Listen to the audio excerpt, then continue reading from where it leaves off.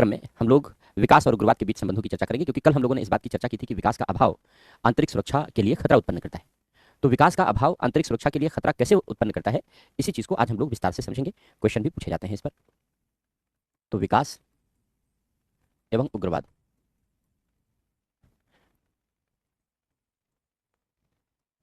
Development and extremism.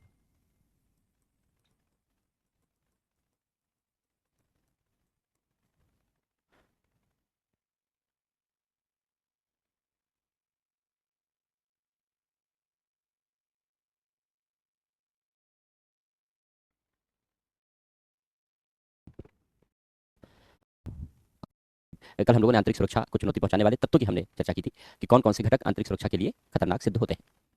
उनमें हम लोगों ने पढ़ा था विकास का अभाव। उसी विकास के अभाव को आज हम लोग यहाँ उग्रवाद से कोरिलेट करने जा रहे हैं।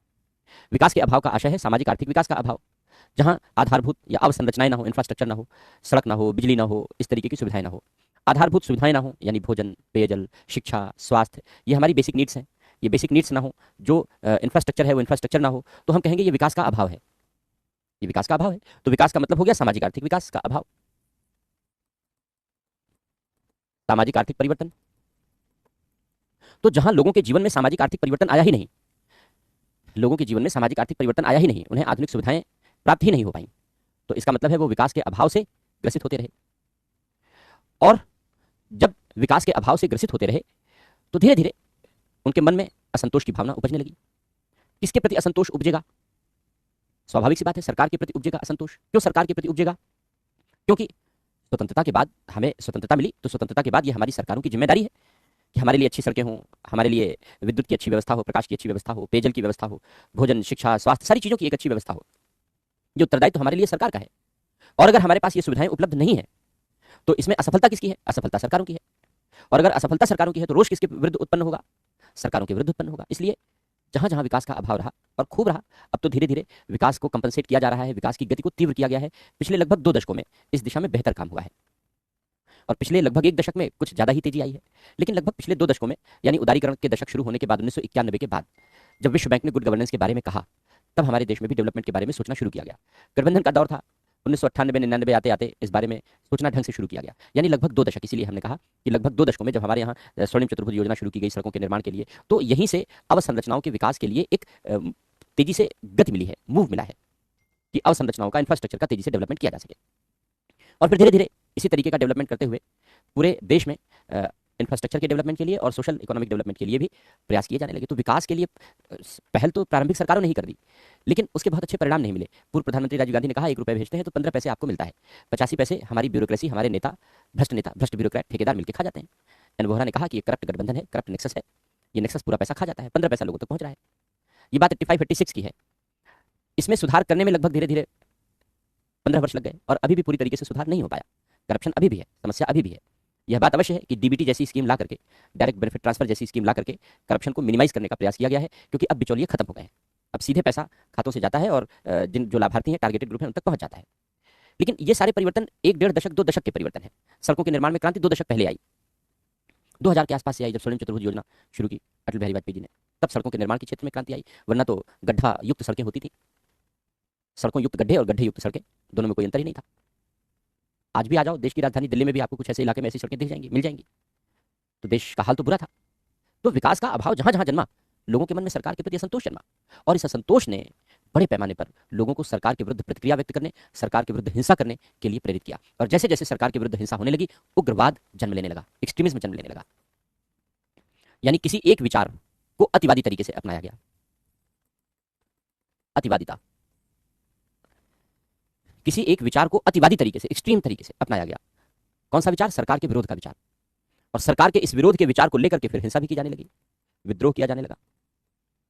और जब सरकार के विरुद्ध हिंसा, विद्रोह शुरू हो गया, तो उग्रवाद का प्रारंभ हो गया। विकास के अभाव ने उग्रवाद के योगदान में महत्वपूर्ण भूमिका निभाई है।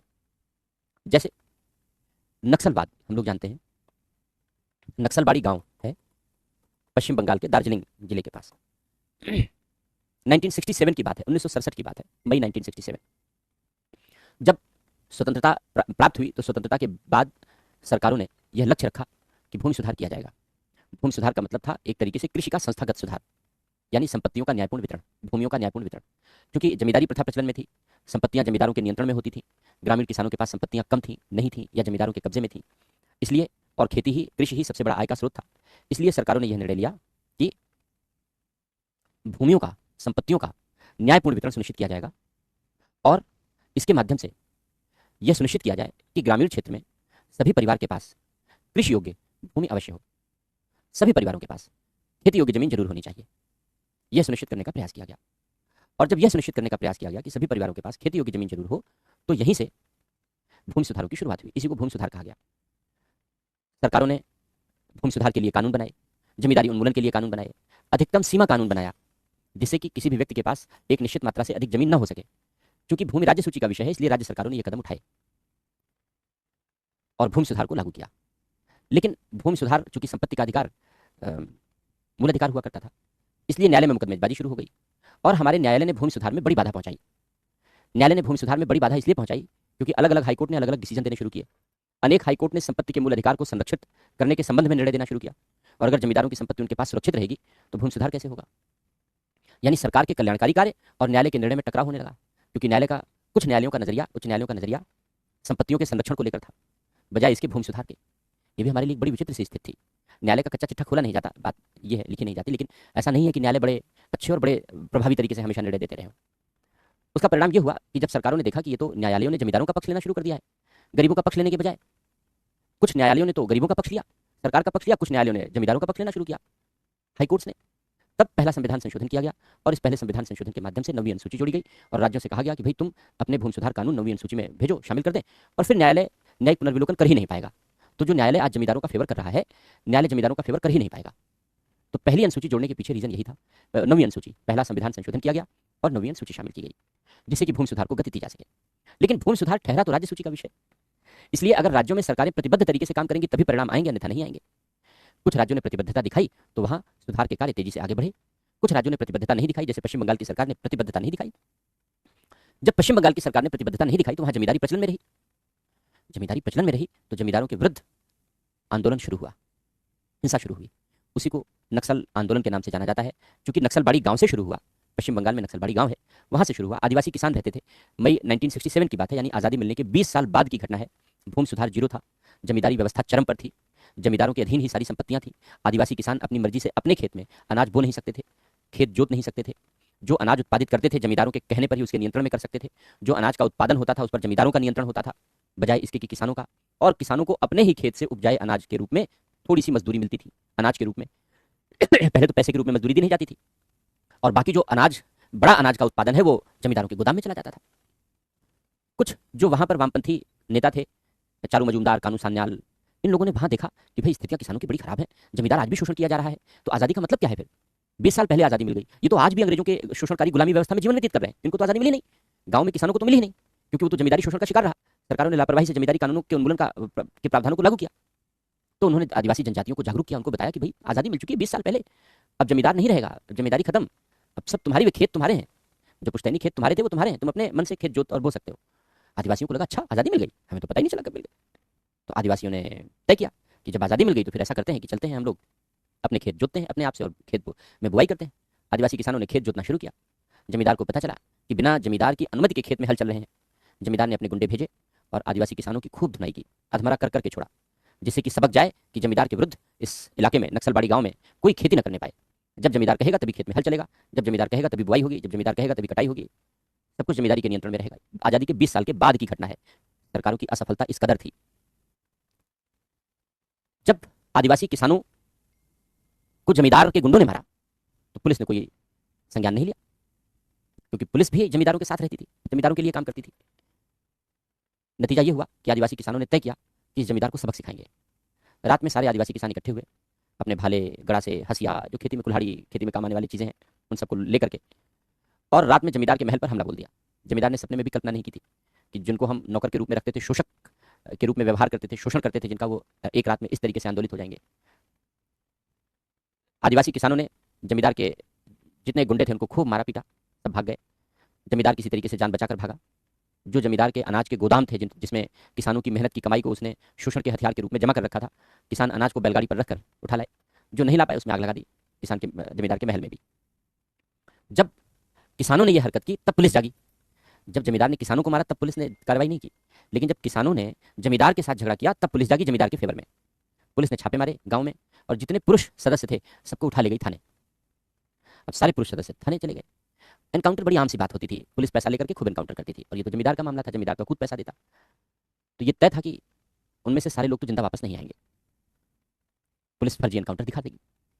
तब आदिवासी महिलाओं ने मोर्चा संभाला कि पुरुष सदस्यों को वापस लेकर आना है, नहीं तो पुलिस फर्जी एनकाउंटर में दिखा देगी। भाई आग वगैरह लगी चुकी थी जमींदार के महल में, जमींदार का महल नष्ट हो ही चुका था, पकड़ के ले जाएंगे जमींदार के महल के सामने में गोली मार देंगे, कह देंगे ये हम पर अटैक कर रहे थे, मारे गए। बहुत आसान काम था, मीडिया वगैरह तब था नहीं कुछ, तो कौन केयर करता कि कौन फर्जी एनकाउंटर में मारा गया, कौन असली एनकाउंटर में मारा गया। फर्जी एनकाउंटर दिखा सबको मार डालते। महिलाओं ने मोर्चा संभाला क्योंकि पुलिस का व्यवहार ऐसा ही था। आदिवासी महिलाओं ने हसिया गड़ासे कुल्हाड़ी लेकर के रात में थाने पर हमला बोल दिया। थाने पर हमला बोला तो पुलिस वालों ने गोली चलाने और मारपीट करने की कोशिश की। नतीजा ये हुआ कि पुलिस वालों को खूब मारा पीटा। जो पुलिस इंस्पेक्टर था जिसने गोलीबारी करने की कोशिश की उसको जान से मार दिया गया, उसका गला उतार दिया गया हसिया से पकड़ करके। और जब पुलिस इंस्पेक्टर मार दिया गया, इंचार्ज मार दिया गया, तो बाकी पुलिस वाले भाग खड़े हुए। और इस तरीके से आदिवासी महिलाओं ने अपने किसान जो लोग थे, जो पुरुष सदस्य थे, जो पुलिस लॉकअप में बंद थे, उनको छुड़ा लिया। जब पुलिस का इंस्पेक्टर मार दिया गया तो बात सरकार तक पहुंची। भाई इंस्पेक्टर का मारा जाना बड़ी बात थी, सरकारी कर्मचारी है, वो भी पुलिस का कर्मचारी है। जब पुलिस इंस्पेक्टर की हत्या हो गई तो बात सरकार तक पहुंची। बात सरकार तक पहुंची तो फिर सरकार ने आदिवासी किसानों के विरुद्ध दमन चक्र चलाया। जब आदिवासी किसानों के विरुद्ध दमन चक्र चलाया तो खबर दूर दूर तक फैली और उन आदिवासी किसानों के प्रति लोगों के मन में सहानुभूति की लहर दौड़ गई पूरे देश में। यानी जो नक्सल बाड़ी गांव की हिंसा शुरू हुई, जिसको हम नक्सली हिंसा कह देते हैं, क्योंकि नक्सल बाड़ी गांव से शुरू हुई इसलिए, जिसको हम नक्सली हिंसा कह देते हैं, नक्सली आंदोलन कह देते हैं, ये जो हिंसा शुरू हुई ये धीरे धीरे धीरे धीरे पूरे देश में जंगल की आग की तरीके से फैलती चली गई। क्योंकि जहां जहां ये बात पहुंचती थी ग्रामीण क्षेत्रों में, गांव में रहने वाले लोगों को लगता था कि हमारे यहाँ भी तो जमींदार ऐसे ही शोषण कर रहा है। जब हमारे यहाँ जमींदार ऐसे ही शोषण कर रहा है, हमें आज़ादी मिल गई है, ये बात अब पता है, तो हमें भी जमींदार के खिलाफ हथियार उठा लेना चाहिए। क्योंकि सरकार तो जमींदारों के खिलाफ कार्रवाई कर नहीं रही है, तो हमें खुद हथियार उठाना पड़ेगा। देश के अलग अलग भागों में जमींदारों के खिलाफ लोगों ने हथियार उठाने शुरू कर दिए। और जब जमींदारों के खिलाफ सरकारों ने हथियार उठाने शुरू कर दिए तो देखते देखते देश का कोना कोना नक्सली हिंसा की चपेट में आ गया। क्योंकि देश के हर भाग में रह रहे किसानों को लगा कि ये केवल नक्सलबाड़ी के किसानों की समस्या नहीं, ये तो हमारी भी समस्या है। हमारे यहाँ भी किसान का ऐसा ही शोषण है, हमारे यहाँ भी जमींदार ऐसे ही शोषण आज भी कर रहा है। आजादी मिले हुए 20 साल हो गए। क्यों? क्योंकि भारतीय राष्ट्रीय कांग्रेस जो स्वतंत्रता आंदोलन की संस्था थी, वही बाद में उसने सरकार बनाया और वो जमींदारों की समर्थक थी। इस बात की आलोचना काफी हुई स्वतंत्रता आंदोलन के दौरान। जब हम लोग स्वतंत्रता आंदोलन पढ़ते हैं तो भारतीय राष्ट्रीय कांग्रेस की इस रवैये की काफी आलोचना हुई, क्योंकि वो जमींदारों की समर्थक मानी जाती थी। गांधी को जमींदारों का समर्थक माना जाता था। पूरे स्वतंत्रता आंदोलन के दौरान गांधी जी ने कभी भी जमींदारों की आलोचना नहीं की। उन्होंने केवल एक तरीके के शोषण की बात की कि अंग्रेज भारतीयों का शोषण कर रहे हैं, और आगे चलकर के फिर उन्होंने दलितों के भी अत्याचार की बात करनी शुरू की। लेकिन उन्होंने ये कभी नहीं कहा कि इस देश में जमींदार किसानों का शोषण करते हैं। उन्होंने हमेशा जमींदारों का पक्ष लिया, चाहे गांधी जी रहे हो और चाहे भारतीय राष्ट्रीय कांग्रेस रही हो। नतीजा ये रहा कि आजादी के दौरान ये जो जमींदारों के प्रति सिंपैथी थी इनकी, चूंकि सरकार बनाने में भी भारतीय राष्ट्रीय कांग्रेस की ही सरकार बनी, इसलिए वो सिंपैथेटिक रवैया जारी रहा। सवाल उठेगा ना कि भाई जमींदारी 20 साल बाद की ये घटनाएं हैं, 20 साल बाद देश में जमींदारी जिंदा थी, क्यों? रीजन यही कि भारतीय राष्ट्रीय कांग्रेस जो स्वतंत्रता आंदोलन में जिसने लड़ाई लड़ी, उसने कभी, आप पूरा स्वतंत्रता आंदोलन उठाकर पढ़ लीजिए, देखिए हर तरीके के शोषण की बात हुई, लेकिन जमींदारों द्वारा किसानों के शोषण की बात ना तो गांधी ने उठाई और ना ही भारतीय राष्ट्रीय कांग्रेस ने उठाई। और इसके लिए इन दोनों को क्रिटिसाइज भी किया जाता है, ये दोनों आलोचना के केंद्र में भी रहे। तो आजादी के 20 साल बाद भी जमींदारी के लक्षण मौजूद रहे, सरकारों ने जमींदारी खत्म करने के लिए कठोर कदम नहीं उठाए, भूमि सुधार कार्यक्रमों को लागू किया गया। कुछ ही राज्यों ने, जहां के नेता अच्छे थे, मुख्यमंत्री अच्छे थे, उन्होंने जमींदारी उन्मूलन कार्यक्रमों को लागू करना शुरू किया। लेकिन जो ब्यूरोक्रेसी थी, वो ब्यूरोक्रेसी, लोकल पुलिस जमींदारों के सपोर्ट में कभी कभी खड़ी हो जाती थी, तो वहां क्रियान्वयन कमजोर हो जाता था, क्रियान्वयन अच्छा नहीं हो पाता था। नतीजा ये हुआ कि नक्सलबाड़ी गांव से शुरू हुई हिंसा पूरे देश में नक्सली हिंसा के रूप में फैल गई। एक साल में 4-4, 5-5 हजार लोग मारे जाने लगे। जमींदार और उनके गुंडे, जमींदार तो भाग जाते थे, वो तो पकड़ में नहीं आते थे, उनके गुंडे ही मारे जाते थे। जब पूरे देश में नक्सली हिंसा फैल गई तो सत्ता बदल चुकी। इंदिरा गांधी जी प्रधानमंत्री थी, उनको लगा कि भाई नक्सली हिंसा बहुत तेजी से फैल चुकी है, इसको खत्म करना पड़ेगा। इसलिए उन्होंने सेना बुला ली। सेना ने ऑपरेशन स्टीपल चेस चलाया और नक्सली हिंसा का जो नेतृत्व कर रहे नेता थे, कानू सान्याल, चारू मजूमदार, इन लोगों को बंदी बना लिया गया। जेल में इन लोगों की 1 साल के भीतर डेथ हो गई। बाकी जो नक्सली नेता थे, जो इस तरीके से जमींदारों के विरुद्ध लोगों को उकसा रहे थे, उनमें से अधिकांश मार दिए गए, कुछ जेल में पकड़कर बंद कर दिए गए। यानी एक तरीके से नक्सली हिंसा की कमर टूट गई, नक्सली हिंसा बंद हो गई। क्योंकि बड़े नेता जेल में चले गए, जो छोटे मोटे नेता थे वो मार दिए गए, तो नेतृत्व खत्म हो गया, हिंसा खत्म हो गई, हिंसा खत्म हो गई। विचार तो नहीं खत्म हुआ, क्योंकि विचार तो किसानों के शोषण का था, मुद्दा तो किसानों के शोषण का था, वो तो आज भी बना हुआ था। इसलिए नक्सली आंदोलन का दोबारा उभार हुआ, दोबारा प्रकट हुआ, और पहले से ज्यादा खतरनाक रूप में। फिलहाल वो हम आगे चलेंगे, चर्चा करेंगे, वाम उग्रवाद जब पढ़ाएंगे तो बताएंगे। मेरे बताने का आशय ये है कि जैसे जैसे सरकारों ने विकास के अभावों का प्रदर्शन किया, वैसे वैसे नक्सली हिंसा यानी उग्रवादी हिंसा पूरे देश में फैलती चली गई। नतीजा ये हुआ कि धीरे धीरे देश के 200 से अधिक जिले, लगभग 250 जिले वाम उग्रवादी हिंसा के शिकार हो गए। देश के अलग अलग भागों में जहां जहां विकास का अभाव पनपा, उन उन क्षेत्रों में उग्रवाद ने अपने पांव पसारने शुरू कर दिए। लोगों को लगा कि सरकार तो हमारी सुनती ही नहीं है, ये उग्रवादी ही है जो हमारे हित के लिए लड़ रहे हैं, जमीन पर कब्जा हमें मिले इसके लिए लड़ रहे हैं।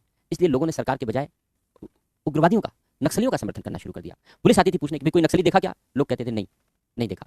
और अगर उग्रवादी नक्सली आकर पूछते थे कोई पुलिस वाला आया था क्या, जरूर बता देते थे हाँ आया था, फिर आएगा 2 दिन बाद, मत आना 2 दिन।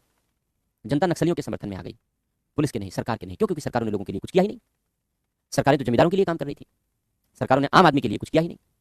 और नतीजा ये हुआ कि जब लोगों ने नक्सलियों का साथ देना शुरू किया, क्योंकि नक्सलियों ने लोगों के लिए काम करना शुरू किया, सरकारों ने लोगों के विरुद्ध, तो नक्सलियों का समर्थन तेजी से बढ़ा। वो हम लोग आगे जब वाम उग्रवाद पढ़ेंगे तो बताएंगे। 250 जिले लगभग धीरे धीरे वाम उग्रवाद की चपेट में आ गए। लेकिन अब यहीं इसका दूसरा इंपैक्ट भी देखो, जब देश का बड़ा हिस्सा वाम उग्रवाद की चपेट में लगभग आ गए, लगभग 40% जिले देश के वाम उग्रवाद की चपेट में आ गए, तो सरकारों ने इस दिशा में काम करना शुरू किया। जिन जिन समस्याओं के कारण उग्रवादी घटनाएं बढ़ रही थी, उन समस्याओं को फोकस करना शुरू किया। जैसे पश्चिम बंगाल में भूमि सुधार नहीं किया गया था, बिल्कुल भी नहीं था। आज़ादी के 20 साल बाद, 30 साल बाद भी नहीं हुआ था। इसलिए वहां पर नक्सली हिंसा ने जन्म लिया, वहीं से जन्म लिया। नतीजा ये हुआ कि पश्चिम बंगाल सरकार ने ऑपरेशन बरगा चलाया और ऑपरेशन बरगा के माध्यम से तीव्र भूमि सुधार लागू किए। जो अस्थायी रूप से खेती करने वाले किसान थे, बटाई पर खेती करने वाले किसान थे, उन सब के अधिकारों को निश्चित किया गया। खेती में मिलने वाले परंपरागत अधिकार दिए गए, जमींदारी शोषण से मुक्त कर दिया गया, जमींदारी का खात्मा कर दिया गया। हालांकि पश्चिम बंगाल सरकार ने यह सब कुछ जाकर 1978 में किया। नक्सलबाड़ी हिंसा के शुरू होने के 1 दशक बाद सरकार को अकल आई, लेकिन चलो देर ही सही अकल आई। 1 दशक लग गए सरकार को यह सोचने में कि नक्सलियों की हिंसा को कैसे समाप्त करना है और भूमि सुधार कैसे करना है। 1978 में जब ऑपरेशन बरगा शुरू हुआ पश्चिम बंगाल में, तो उसके बाद वाम उग्रवादी हिंसा, नक्सली हिंसा भी सिमटनी शुरू हो गई। जिन जिन जिलों में ऑपरेशन बरगा सफलतापूर्वक लागू हो गया, वहां से नक्सली हिंसा खत्म हो गई और इस प्रकार पश्चिम बंगाल से नक्सली हिंसा पूरी तरीके से समाप्त हो गई। कुछ जिले ऐसे रहे जहां भूमि सुधार को, ऑपरेशन बरगा को बहुत सफलतापूर्वक लागू नहीं किया जा सका। लोगों की जागरूकता के अभाव, सरकारी तंत्र की भ्रष्ट व्यवस्था या अकुशल मशीनरी, इन कारणों से कुछ जिलों में लागू नहीं हो पाया प्रभावी तरीके से। पुरुलिया, मेदिनीपुर, बांकुड़ा, ये सब जिले ऐसे थे जहां बहुत इफेक्टिव तरीके से लागू नहीं हुआ। इसलिए वहां पर नक्सली हिंसा जारी रही, उन क्षेत्रों में नक्सलवाद जारी रहा। लेकिन बाकी पूरे पश्चिम बंगाल से नक्सलवाद का सफाया हो गया। आज इन जिलों में भी चीजें सिमट गई हैं, केवल एक जिले के कुछ गांव वगैरह में, जंगली इलाके में रह गई हैं चीजें, बाकी खत्म हो गई। तो विकास के अभाव ने नक्सलवाद को जन्म दिया और जहां जहां विकास के अभावों को दूर किया गया, विकास के प्रभावों को लागू किया गया, वहां से नक्सलवाद तेजी से सिमट भी गया। इसका मतलब है विकास का अभाव ही नक्सलवाद का रीजन था, उग्रवाद का रीजन था। वर्तमान समय में छत्तीसगढ़ के उदाहरण से इसे देखा जा सकता है। छत्तीसगढ़, झारखंड, ओडिशा सर्वाधिक जो प्रभावित रहे हैं वाम उग्रवाद से। जिन जिन क्षेत्रों में सड़क, बिजली, पानी, स्कूल, अस्पताल सब खत्म कर दिए थे नक्सलियों ने, सरकार ने अच्छी सड़कें बनाई, ठेकेदार नहीं बना पा रहे थे नक्सलियों के डर से, तो बॉर्डर रोड ऑर्गेनाइजेशन जो बीएसएफ का हिस्सा है, बॉर्डर रोड ऑर्गेनाइजेशन को तैनात करके बनाया गया, बीआरओ ने बनाया। तो जहां जहां इस तरीके की व्यवस्था लागू की गई, वहां वहां बेहतर परिणाम आए। कांकेर जिला, बस्तर जिला, जिन जिन क्षेत्रों में डेवलपमेंट पहुंचा, वहां से वाम उग्रवाद का खात्मा हो गया, हो गया। अब वहां नहीं है, उग्रवादी घटनाएं समाप्त हो चुकी हैं। उन सभी जिलों के, उन सभी भागों में जहां जहां डेवलपमेंट के लाभ पहुंचते जा रहे हैं, विकास के लाभ पहुंचते जा रहे हैं। जैसे सरकार ने शिक्षा के लिए, आदिवासियों की शिक्षा के लिए एकलव्य स्कूल चलाए हैं, जो रेजिडेंशियल स्कूल हैं, स्किल प्रोग्राम चलाए गए हैं, तमाम सारी बातें, भोजन, आजीविका, हर क्षेत्र में सरकारें काम कर रही हैं। तो जहां जहां विकास का लाभ पहुंच रहा है, वहां से उग्रवाद तेजी से सिमट भी रहा है। इसका मतलब यह है कि हम कह सकते हैं कि जो उग्रवाद का सीधा संबंध है वो विकास से है, और उग्रवाद और विकास के बीच का रिश्ता उल्टा रिश्ता है। विकास और उग्रवाद के बीच का रिश्ता क्या कहलाता है? ये रेसिप्रोकल रिलेशनशिप कहलाता है, व्युत्क्रमानुपाती संबंध कहलाता है।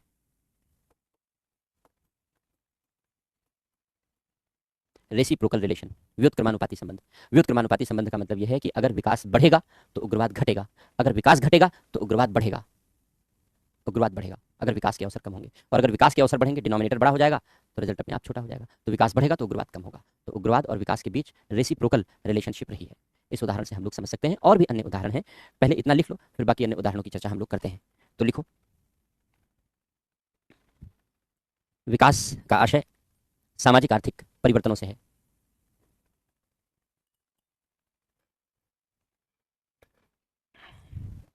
विकास का आशय सामाजिक आर्थिक परिवर्तनों से है। और उग्रवाद अतिवादिता पर आधारित विचारधारा है, या किसी विचार को लेकर अतिवादी दृष्टिकोण है, जहां हिंसा, विद्रोह आदि को जन्म दिया जाता है, जहां हिंसा, विद्रोह आदि को जन्म दिया जाता है। स्वतंत्रता के पश्चात विकास सरकार का प्राथमिक दायित्व था। स्वतंत्रता के पश्चात विकास सरकार का प्राथमिक दायित्व था। किंतु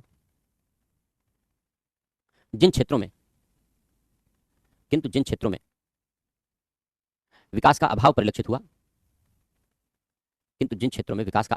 हुआ, अर्थात सरकारें लोगों के विकास के लिए कार्य नहीं कर सकी,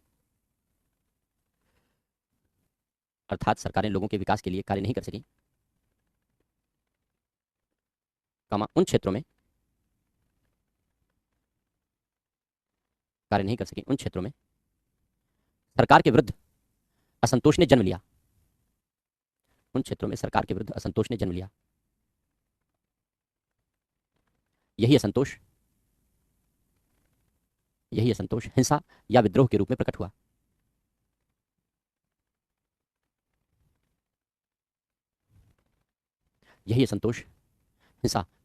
में प्रकट हुआ। और इसने उग्रवाद को जन्म दिया।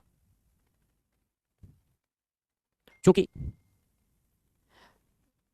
विकास के अभाव से संपूर्ण देश ग्रसित था, इसलिए धीरे धीरे उग्रवाद ने राष्ट्रव्यापी स्वरूप भी ग्रहण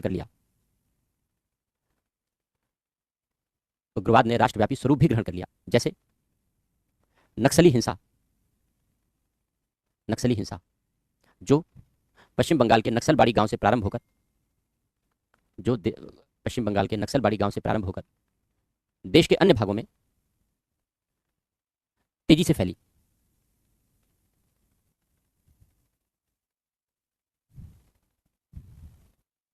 क्योंकि देश के ग्रामीण क्षेत्र के लोगों ने यह अनुभव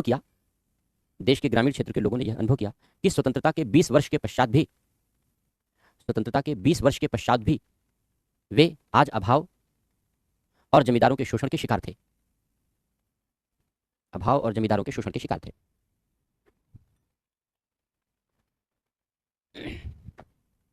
पैरा चेंज करके लिखें। किंतु इस हिंसा के पश्चात सरकारों ने विकास के कार्यों में तीव्र पहल की।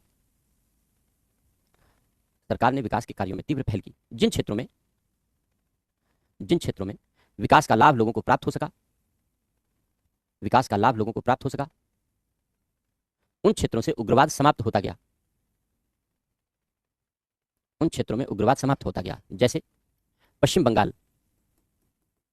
जैसे पश्चिम बंगाल के अधिकांश जिलों में भूमि सुधार कार्यक्रम ऑपरेशन बरगा सफलतापूर्वक लागू हुआ। परिणाम स्वरूप वे क्षेत्र उग्रवादी हिंसा से मुक्त होते गए।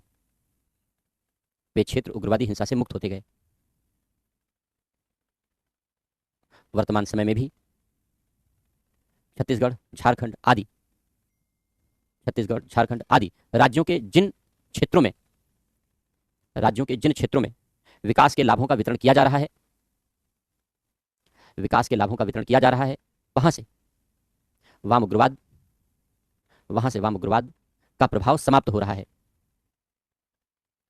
से वाम उग्रवाद का प्रभाव समाप्त हो रहा है। जैसे कांकेर, बस्तर जिलों के उदाहरण से समझा जा सकता है।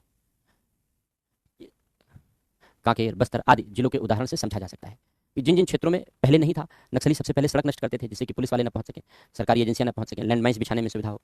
तो पहले जहां जहां इनका प्रभाव था, नक्सलियों का प्रभाव था, उग्रवादियों का प्रभाव था, वहां सड़कें बन गई, स्कूल बन गए, अस्पताल बन गए, थाने फिर से किलेबंद तरीके से बना दिए गए। तो फिर अब उन क्षेत्रों से वाम उग्रवाद सिमट चुका है, बोया बिस्तरा उठ चुका है, उनका खत्म हो चुका है। तो पैरा चेंज करके लिखो। इस प्रकार विकास और उग्रवाद के मध्य परस्पर व्युत्क्रमानुपाती संबंध है। उल्टा रिलेशन, रेसिप्रोकल।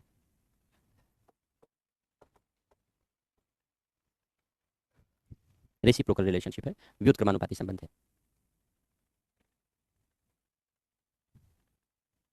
तो ये हो गया विकास और उग्रवाद के मध्य संबंध। अब हमने यहां पर एक एस्पेक्ट कवर किया विकास के अभाव का, और वो था भूमि सुधार। क्योंकि इसी के कारण नक्सलबाड़ी गांव से नक्सली आंदोलन, नक्सली हिंसा की शुरुआत हुई 1967 से। हालांकि उसका फॉर्मेट अब बदल चुका है, वो हम लोग चर्चा करेंगे अगले टॉपिक में, जब वाम उग्रवाद पढ़ेंगे तब।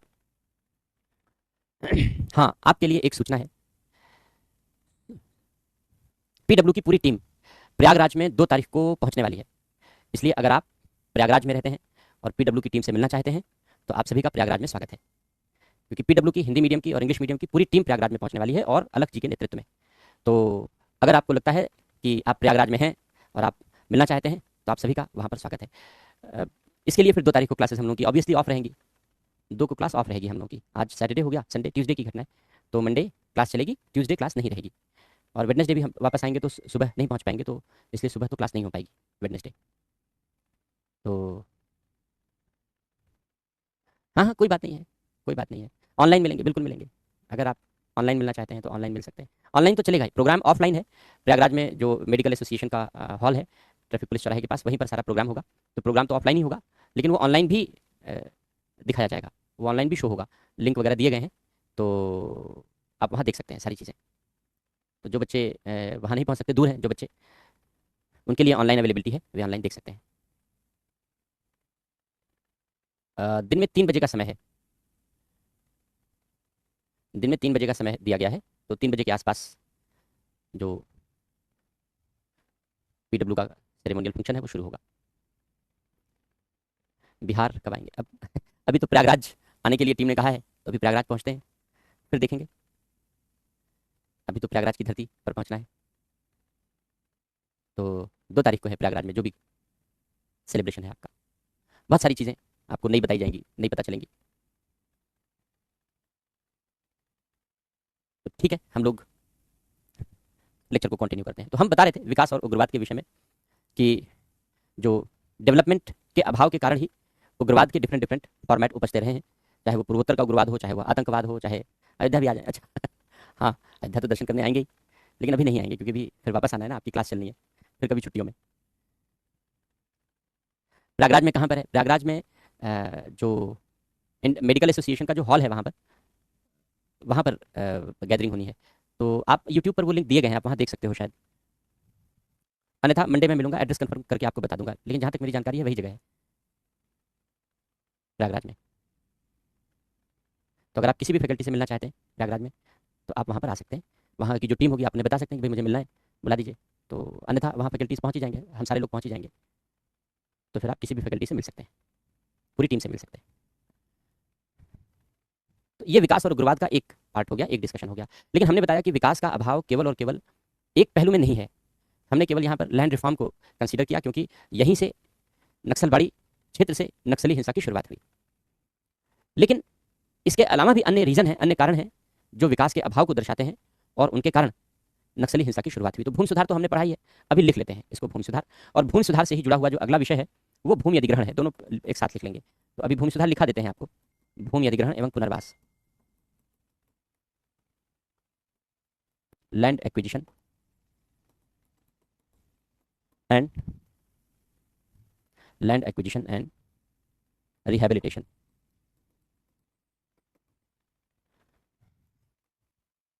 लैंड एक्विजिशन एंड रिहैबिलिटेशन का मतलब क्या है?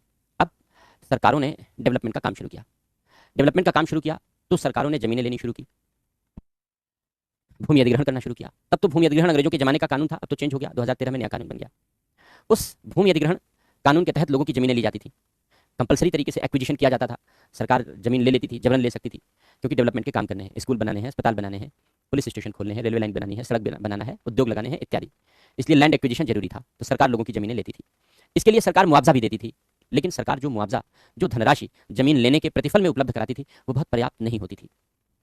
इसलिए भूमि अधिग्रहण को लेकर के लोगों के मन में असंतोष रहता था।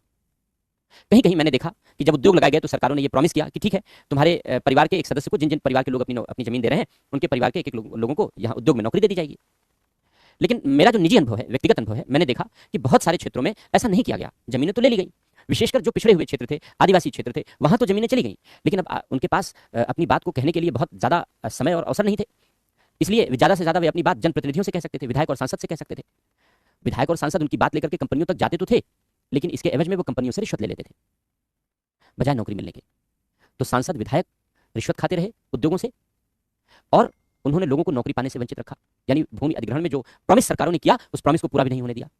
पुलिस के पास शिकायत लेकर जाने का कोई मतलब नहीं था, पुलिस उन्हीं लोगों के लिए काम करती थी, आम जनता के लिए काम करती नहीं थी। सारे पुलिस वाले ऐसे नहीं होते, लेकिन जो एक बड़ा पुलिस या सिस्टम था, आज भी अंग्रेजी काल के कानून के अंतर्गत ग्रसित है, तो पुलिस सिस्टम ऐसा ही था। आज भी आपको पुलिस के इस व्यवहार का सामना करना पड़ेगा। अगर आप किसी थाने में जाकर और किसी दबंग व्यक्ति के खिलाफ अगर आप कोई सूचना देना चाहें, कोई एफआईआर लिखाना चाहें, तो क्या आपकी एफआईआर लिखी जाएगी? आंसर है कैपिटल नो, बड़ा नो। नहीं लिखी जाएगी, नहीं लिखेगा वो, जब तक कि आपकी ओर से कोई दबाव ना पड़े, या जब तक कि कोई ऐसी भीषण दुर्घटना ना हो जाए जिससे कि पुलिस वाले की खुद की नौकरी पर बात आ जाए, खुद की बेइज्जती हो जाए, तब तक वो आपकी एफआईआर नहीं लिखेगा। आज भी करा के देख लो, एग्जाम्पल देख लेना कहीं भी। हालांकि हमने पहले ही बताया सारे पुलिस वाले ऐसे नहीं होते, लेकिन सिस्टम ऐसा ही था और उस समय तो बहुत बुरा था। तो इसने लोगों में असंतोष उत्पन्न किया और इसके लिए जो पुनर्वास कार्यक्रम चलाए गए, जैसे बड़े बड़े बांध बने, तो लोगों को वहां से रिहेबिलिटेट किया गया कि भाई चलो, अगर तुम्हारी जमीन ले रहे हैं तो तुमको पैसा दे रहे हैं, अगर गांव के गांव हमारे पास आ जा रहे हैं, खेती की जमीन भी हमने ले ली, तो इसके एवज में हम तुम्हें खेती की जमीन कहीं और दिला देते हैं, खेती की जमीन कहीं और दिला देते हैं, मकान और बना देते हैं, कहीं वहां रहो, वहां खेती करो। रिहेबिलिटेशन जरूरी है जहां पुनर्अधिग्रहण किया जाए। इसलिए जब बड़ी बड़ी परियोजनाएं बनती थी, बांध बनते थे, जल विद्युत परियोजनाएं बनती थी, या बड़े उद्योग लगाए जाते थे, तो भूमि अधिग्रहण के साथ पुनर्वास जरूरी होता था। लेकिन पुनर्वास कार्यों में खूब भ्रष्टाचार रहा। अधिकारियों ने, सांसदों ने, विधायकों ने मिलकर पैसे खाए, मंत्रियों ने मिलकर पैसे खाए। उसका परिणाम यह हुआ कि पुनर्वास कार्यक्रमों का उचित लाभ लोगों को नहीं मिल सका। और ये मैं नहीं कह रहा हूं, ये तो हमारे पूर्व प्रधानमंत्री राजीव गांधी कहकर चले गए कि अगर 1 रुपये हमने भेजा पुनर्वास के लिए तो 15 पैसे मिला आपको। हर चीज के लिए मिला ना 15 पैसे, तो 1 रुपये भेजते हैं तो 15 पैसे मिल रहा है। तो जमीन भी चली गई, मकान भी चला गया, खेत भी चले गए, रिहेबिलिटेशन हुआ नहीं ढंग से, पैसे मिले नहीं रिहेबिलिटेशन के। जो पैसे मिले ऊंट के मुंह में जीरे के समान साबित हुए। रिहेबिलिटेशन के लिए जो कदम उठाने चाहिए थे ब्यूरोक्रेट्स को, उन्होंने किए नहीं। जनप्रतिनिधियों ने भ्रष्ट ब्यूरोक्रेसी का ही साथ दिया, जनता का साथ देने के बजाय। पूरे सिस्टम के प्रति लोगों के मन में आक्रोश पनपा, और उस पूरे सिस्टम के प्रति जो आक्रोश पनपा, उसने उग्रवाद को बढ़ावा दिया। यही कारण है कि जिन जिन क्षेत्रों में आप देखोगे, जो रिमोट एरियाज हैं, जहां पर उद्योग लगाए गए हैं, जनजातियों की जमीनें ली गई हैं, वहां वाम उग्रवाद का विस्तार सबसे तेजी से फैला। क्योंकि जनजातियों को लगा, कमजोर वर्गों को लगा कि जमीनें तो चली गई, बात तो सच है, पैसा भी नहीं मिला पूरा, और कहीं दूसरी जमीन भी नहीं मिली, मकान भी नहीं मिला ढंग का, तो क्या करेंगे? तो हिंसा का रास्ता अपनाएंगे सरकार के विरुद्ध। क्योंकि जहां जहां अपनी बात कह सकते थे, पुलिस से कह सकते थे, विधायक से कह सकते थे, सांसद से कह सकते थे, सब तो मिले थे। पूरे कुएं में भांग मिली हुई थी, पूरे कुएं में भांग मिली हुई थी, कहावत है। तो किससे कहते? मजबूरन हथियार उठाने के लिए विवश हुए सरकार के विरुद्ध। और इस कारण से वाम उग्रवाद का प्रसार पूरे देश में तेजी से होता चला गया। तो भूमि अधिग्रहण और पुनर्वास का इशू भी भूमि सुधार के साथ एक बड़ा इशू रहा, जिसके कारण उग्रवाद फैला है। और भी हैं छोटे छोटे, एक एक लिखते चलो। तो हमने विकास और उग्रवाद के बीच संबंध पढ़ लिया है हम लोगों ने। अब लिखो, हेडिंग लिखो, भूमि सुधार।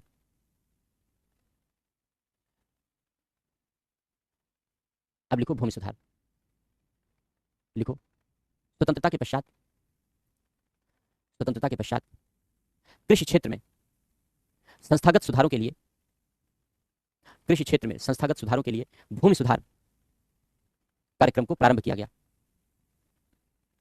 भूमि सुधार कार्यक्रम को प्रारंभ किया गया,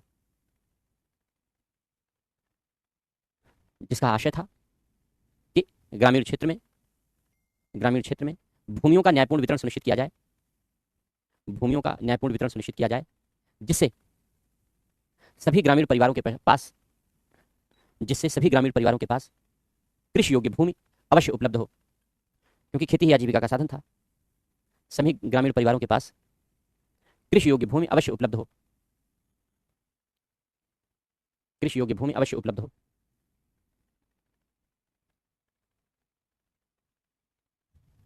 सरकार ने, ये मत लिखो सरकार ने, लिखो भूमि राज्य सूची का विषय है, भूमि राज्य सूची का विषय है। अतः यह राज्य सरकारों का दायित्व था। भूमि राज्य सूची का विषय है, अतः यह राज्य सरकारों का दायित्व था। राज्यों ने इस हेतु जमींदारी उन्मूलन अधिनियम, अधिकतम सीमा अधिनियम, जमींदारी उन्मूलन अधिनियम, अधिकतम सीमा अधिनियम आदि अनेक कानूनों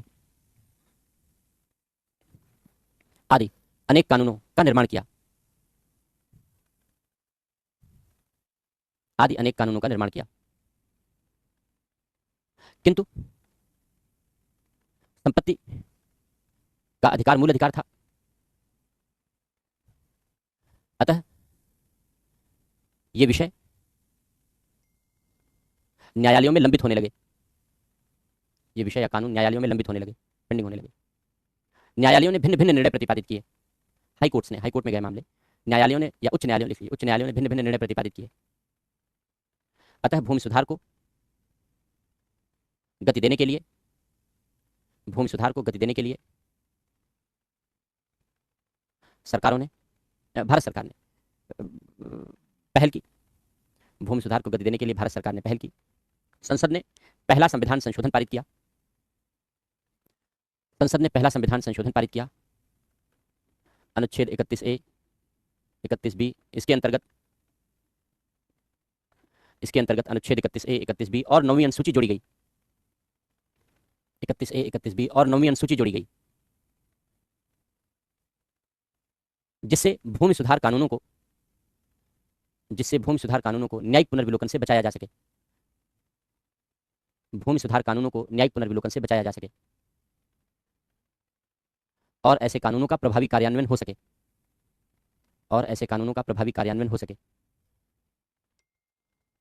जिन क्षेत्रों में भूमि सुधारों का प्रभावी कार्यान्वयन किया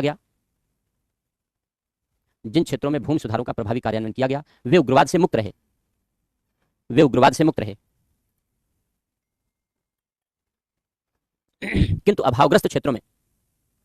किंतु अभावग्रस्त क्षेत्रों में उग्रवाद का विस्तार होता रहा। जहां नहीं हुआ वहां उग्रवाद का विस्तार हुआ। अभावग्रस्त क्षेत्रों में उग्रवाद का विस्तार होता रहा। यह हो गया भूमि सुधार। दूसरा लिखो, भूमि अधिग्रहण एवं पुनर्वास। लिखो, विकास कार्यों को गति देने के लिए सरकार ने मुआवजा देकर भूमि अधिग्रहण करना प्रारंभ किया। जमीनें लेनी शुरू की। मुआवजा देकर या अनुतोष देकर, कंपनसेशन देकर भूमि अधिग्रहण करना प्रारंभ किया और प्रभावित लोगों के लिए पुनर्वास कार्यक्रम चलाए गए। किंतु इन कार्यों में भ्रष्टाचार के कारण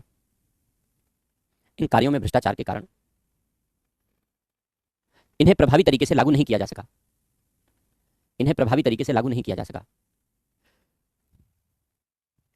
जिसने लोगों में असंतोष की भावना को जन्म दिया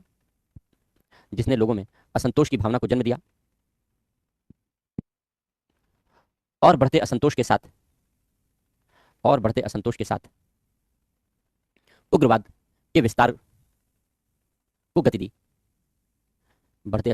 उग्रवाद के विस्तार को गति दी।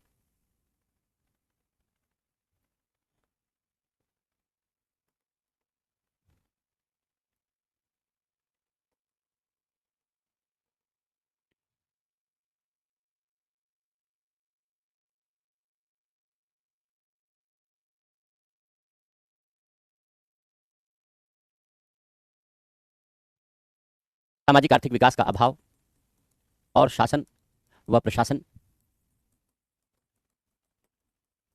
की असंवेदनशीलता। अभी पढ़ा हम लोगों ने, उसी को लिख लेते हैं। लिखो, स्वतंत्रता के पश्चात सामाजिक आर्थिक विकास के लिए समय समय पर अनेक कार्यक्रम चलाए गए। किंतु नौकरशाही या शासन एवं प्रशासन में ब्रिटिशकालीन लक्षणों की विद्यमानता, कार्य संस्कृति, भ्रष्टाचार और असंवेदनशीलता या अनुत्तरदायित्व या असंवेदनशीलता के कारण विकास कार्यक्रमों का लाभ लोगों तक प्रभावी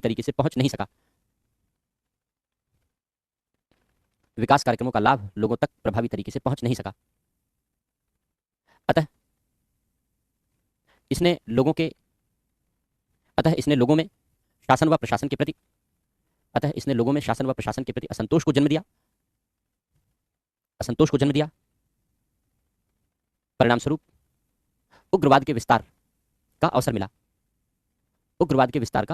प्राप्त हुआ। क्योंकि जहां पुलिस से शिकायत की जाती थी कि भाई अमुक आदमी ने हमारे साथ दुर्व्यवहार किया, तो पुलिस उससे पैसे लेकर उसके साथ खड़ी हो जाती थी। ये पुलिस का रवैया बहुत पुराना है, आप सब जानते हैं कि पुलिस ने पैसे लेकर उसके साथ हो लेती थी। तो जो बेचारा शोषित है वो शोषित ही रह जाता था। तो ऐसे पुलिस का क्या मतलब उसके लिए? ऐसे जिलाधिकारी, एसडीएम इन तक पहुंच हो ही नहीं पाती थी आम आदमी की। तो वहां तक आम आदमी पहुंच ही नहीं सकता था, क्योंकि सिस्टम ऐसा इन लोगों ने बना रखा था। तो बेचारा व्यक्ति जाए तो कहाँ जाए? तो असंतोष ही उसके हाथ लगता था और वो असंतोष उग्रवाद को बढ़ावा देता था।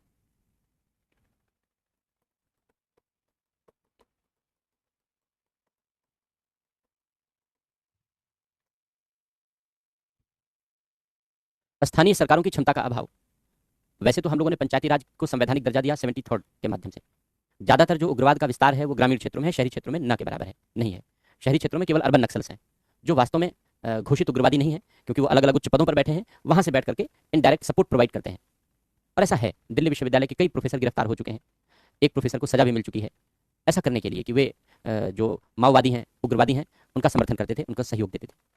पुलिस अक्सर ऐसे लोगों को अरेस्ट करती है, लेकिन साक्ष्य का अभाव होता है, एविडेंस नहीं मिलते प्रॉपर, तो छोड़ना पड़ता है, क्योंकि जो उनके पक्ष में वकील खड़ा होता है वो काउंटर अटैक करता है जब ट्रायल शुरू होता है। तो वहां पर आपके पास ऐसे पुख्ता सबूत, जिसे कहते हैं पुख्ता सबूत, होने चाहिए जो क्रॉस एग्जामिनेशन में ठहर सकें, क्योंकि अगर क्रॉस एग्जामिनेशन में थोड़ा संदेह हो गया तो न्यायालय संदेह का लाभ अपराधी को दे देगा, तो छूट जाते हैं, बच जाते हैं, क्योंकि उनके पास पैसा होता है, फॉरेन फंडिंग होती है ऐसे लोगों को बचाने के लिए, और बड़े बड़े वकील करते हैं, कानून के साथ खेलने की उनकी आदत होती है, आसानी से वो ऐसे अपराधियों को बचा ले जाते हैं, इसलिए उनको सजा नहीं मिल पाती, ऐसे लोग आइडेंटिफाई नहीं हो पाते।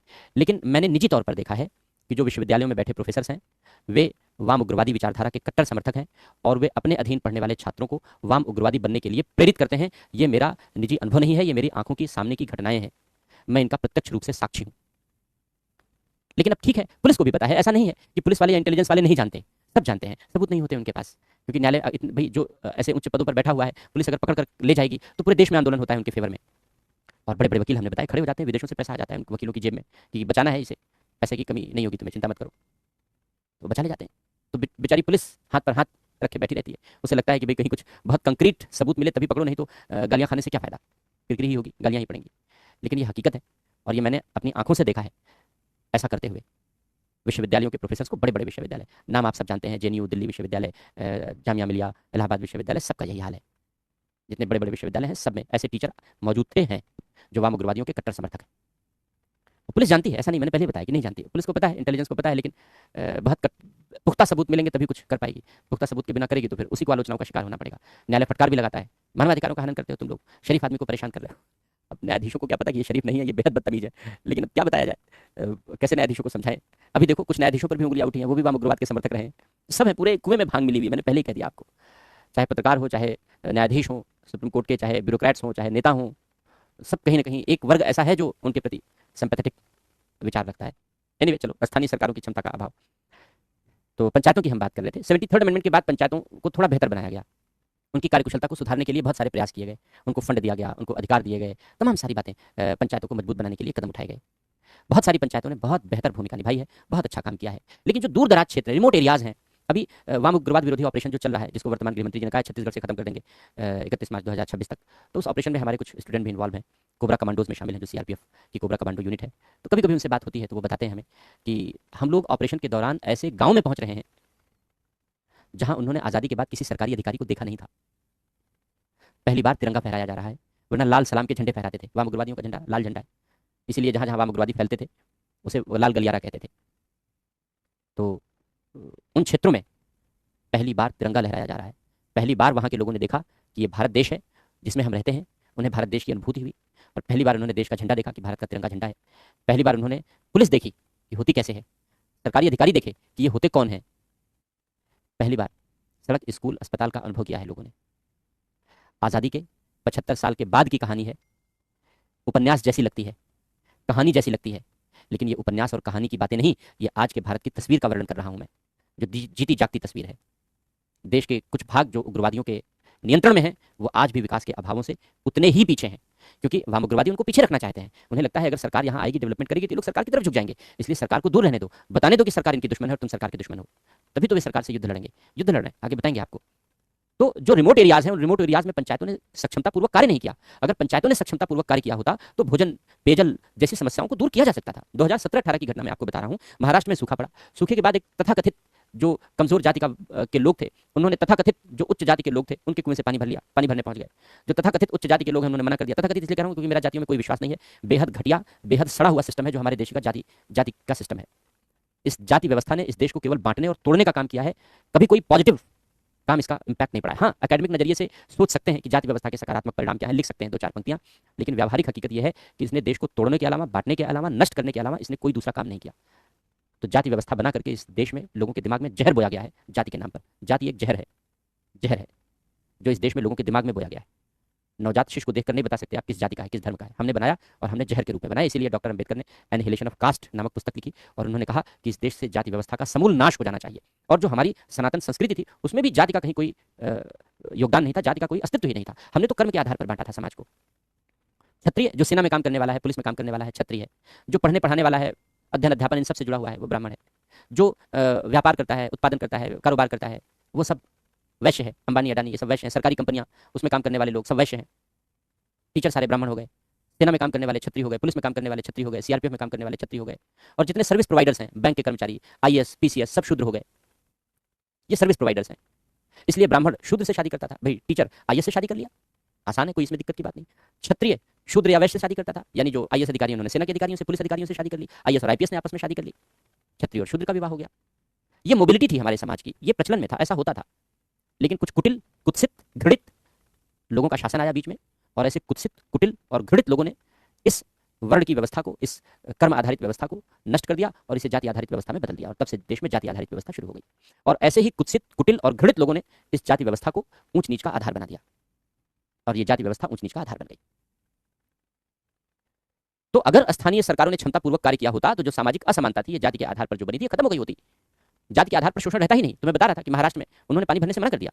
अब सूखे का समय, ड्राई सीजन चल रहा था, सूखा घोषित हो गया था। एक जो तथाकथित निम्न जातियों के परिवार का सदस्य था, लगभग 40 साल का युवक, उसने सोचा कि परिवार के बच्चों को पानी तो पिलाना है, कैसे पिलाएं? सरकार तो आती नहीं, बाद में आती है, 10-15 दिनों में एक बार टैंकर लेकर के।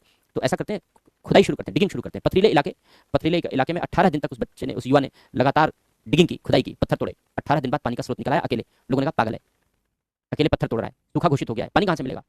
18 दिन यानी बहुत ज्यादा, 18 दिनों में एक आदमी बहुत ज्यादा गहरी खुदाई नहीं कर पाएगा। लेकिन पानी का स्रोत उसे मिल गया, यानी पानी का स्रोत बहुत नीचे नहीं था। यह है पंचायतों की लापरवाही, अकर्मण्यता। ग्राम पंचायत तो थी उस इलाके में, उसने शोषण को नहीं रोका, उसने पानी का स्रोत खोजने की कोशिश नहीं की। एक आदमी 18 दिन में कितनी खुदाई कर सकता है पथरीले इलाके में, और पानी का स्रोत मिल गया। तब जिलाधिकारी ने भी पैसा भिजवा दिया, एसडीएम भी पहुंच गया, फोटो खिंचाने लगे, मीडिया भी पहुंच गया। तो स्थानीय सरकारों की क्षमता के अभाव ने, उन्होंने क्षमतापूर्वक काम ही नहीं किया। तो जहां जहां स्थानीय सरकारों ने क्षमतापूर्वक काम नहीं किया, विशेषकर ग्रामीण क्षेत्रों की मैं बात कर रहा हूं, ग्रामीण क्षेत्रों में वहां लोगों के प्रति असंतोष उत्पन्न हुआ, असंतोष को खत्म नहीं किया गया, और उस असंतोष ने उग्रवाद का रूप धारण कर लिया। देखो स्थानीय सरकारों की क्षमता का अभाव। देखो भारत में स्थानीय सरकारों विशेषकर पंचायतों की गुणवत्ता प्रभावी नहीं रही, विशेषकर पंचायतों की गुणवत्ता प्रभावी नहीं रही। यद्यपि 73वें संविधान संशोधन के पश्चात पंचायतों की गुणवत्ता में, 73वें संविधान संशोधन के पश्चात पंचायतों की गुणवत्ता में तुलनात्मक सुधार आया है, फिर भी दूरस्थ क्षेत्रों में, रिमोट एरियाज, दूरस्थ क्षेत्रों में रिमोट एरियाज में स्थित पंचायतों में सदैव गुणवत्ता का स्तर अच्छा नहीं रहा है। जहां पंचायतों ने गुणवत्तापूर्वक भूमिका नहीं निभाई है,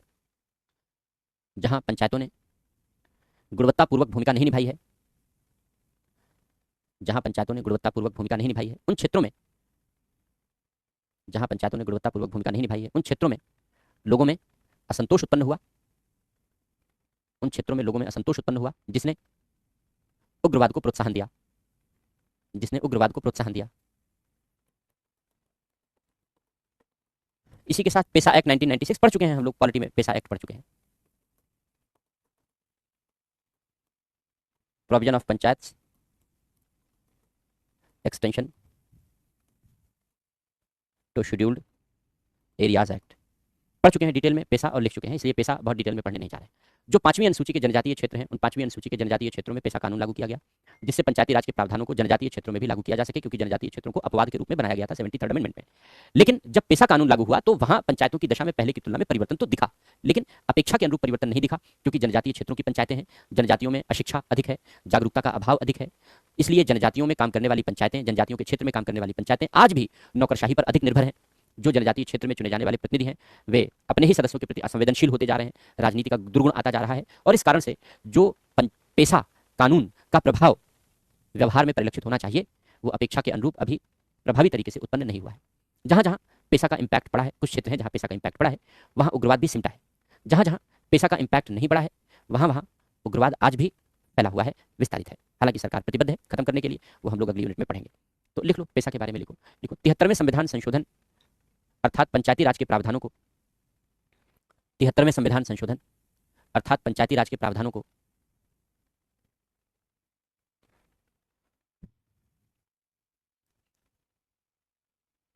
जनजातीय क्षेत्रों में पांचवीं अनुसूची के जनजातीय क्षेत्रों में लागू करने के लिए, पांचवीं अनुसूची के जनजातीय क्षेत्रों में लागू करने के लिए यह अधिनियम निर्मित किया गया। पांचवीं अनुसूची के जनजातीय क्षेत्रों में लागू करने के लिए यह अधिनियम निर्मित किया गया। संसद ने पेशा अधिनियम के अंतर्गत, संसद ने पेशा अधिनियम के अंतर्गत जो प्रावधान निर्मित किए, उन प्रावधानों का कुछ क्षेत्रों में प्रभावी क्रियान्वयन नहीं हो सका या प्रभावी परिणाम प्राप्त नहीं हो सके। जनजातियों में शिक्षा के अभाव, जागरूकता के अभाव और नौकरशाही पर निर्भरता के कारण,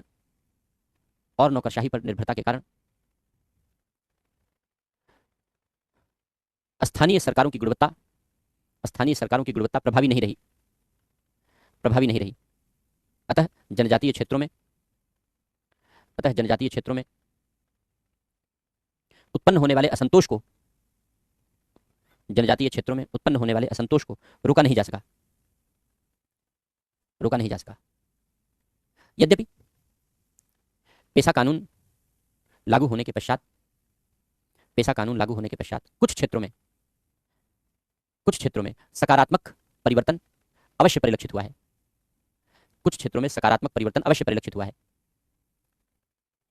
ऐसे क्षेत्रों से उग्रवाद की जड़ें कमजोर हुई हैं। किंतु जहां गुणवत्ता का अभाव रहा है, उन क्षेत्रों में उग्रवाद वर्तमान समय में भी विद्यमान है।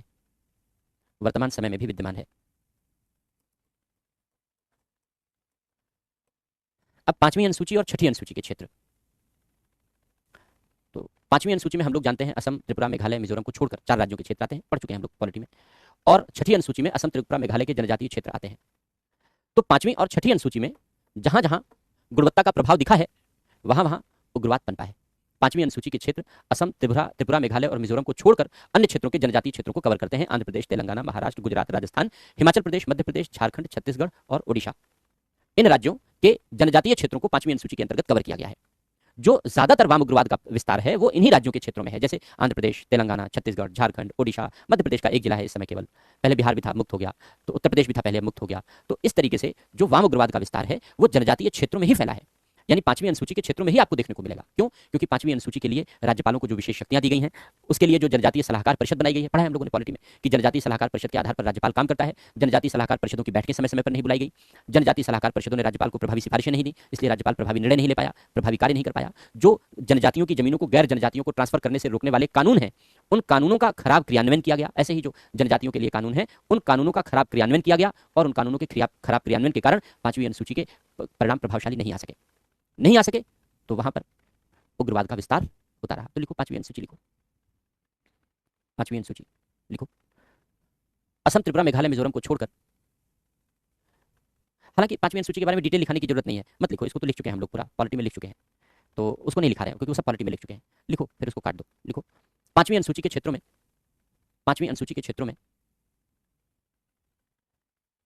जनजातीय सलाहकार परिषदों ने प्रभावी भूमिका नहीं निभाई। जनजातीय सलाहकार परिषदों ने प्रभावी भूमिका नहीं निभाई। अतः राज्यपाल की भूमिका भी अधिक प्रभावी नहीं रही। जनजातियों की भूमियों को, जमीनों को गैर जनजातियों को ट्रांसफर करने से रोकने वाले, कानूनों का क्रियान्वयन भी अच्छा नहीं रहा।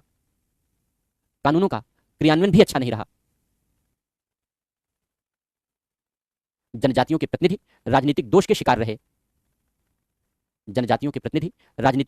रहे और जनजातियों के हितों की उपेक्षा की।